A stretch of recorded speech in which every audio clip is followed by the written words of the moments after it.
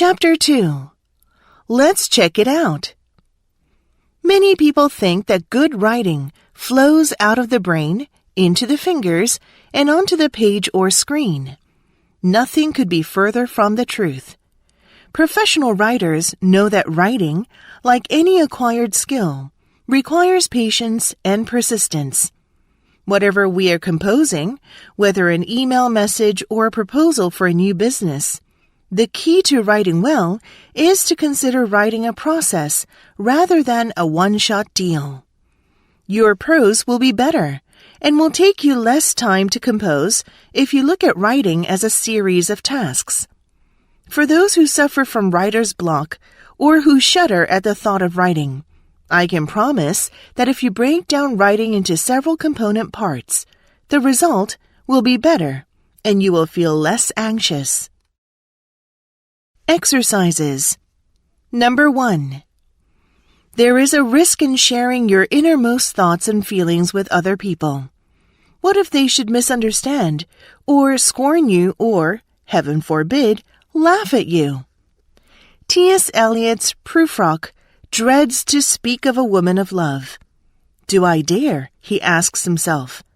Do I dare? What if he were to read love in a woman's behavior and she should respond, "That is not what I meant at all. That is not it at all." What loss of face and embarrassment. But isn't there a bigger risk in losing out on real connection and closeness with others through closing off your feelings? The great thing about conversation is that you can go step by step, testing the waters as you go. A small feeling statement here, a minor revelation there, and carry on only as trust builds between you.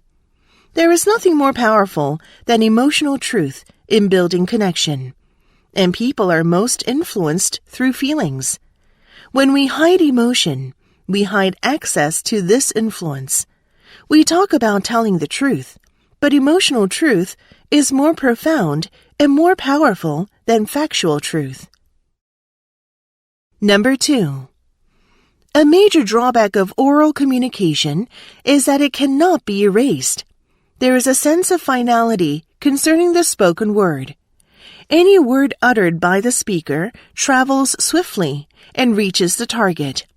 Any slip of the tongue can create an embarrassment and an unintended hurt. The moment a wrong or unintended word is delivered, the damage is done. Effective speakers are acutely conscious of this factor. More so when they make extempore speeches. Recognizing this limitation, while resorting to any form of oral communication, one should learn to make a careful choice of words. Until the fine art of speaking with restraint is developed, it would be desirable to make the speeches and interventions structured and well thought out rather than spontaneous and extempore. Whenever the oral communication is intended to achieve an important objective, extra care should be taken with the choice of words. Number 3. Taking pictures has become much easier, and as a result, people post millions of selfies on social media sites daily. Just about everyone with a smartphone has an album full of personal photos. Snapping a selfie may seem like a nice way to capture a memory, but it actually has a major impact on self-esteem. When you take a selfie, you can't help but evaluate your appearance and compare to others.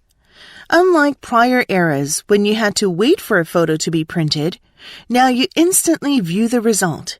You scrutinize your posture, your hair, your clothing, and your makeup. Your flaws are all too clear. With imaging software at our fingertips, any picture can be altered and refined for online sharing. As your inner critic takes center stage, selfies become the modern-day axe, chopping down our inner joy.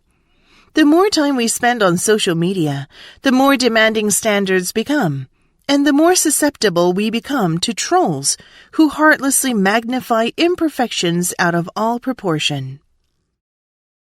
Number 4. The world is a field of the contest of values. We can hardly deny that, even if we suppose that some marine snails are bad snails killing fish, or that pest insects come along, eat plant leaves, and capture the stored energy that plants would have otherwise used to preserve their own good kinds.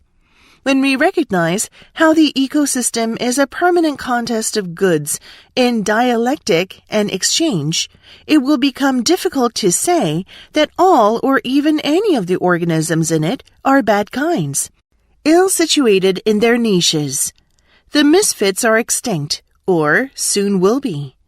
Rather, it seems that many of them, maybe even all of them, will have to be respected for the skills and achievements by which they survive over the millennia. At least, we will have to recognize the possibility of intrinsic value in nature, and it will seem arrogant to retreat into a human-centered environmental ethics.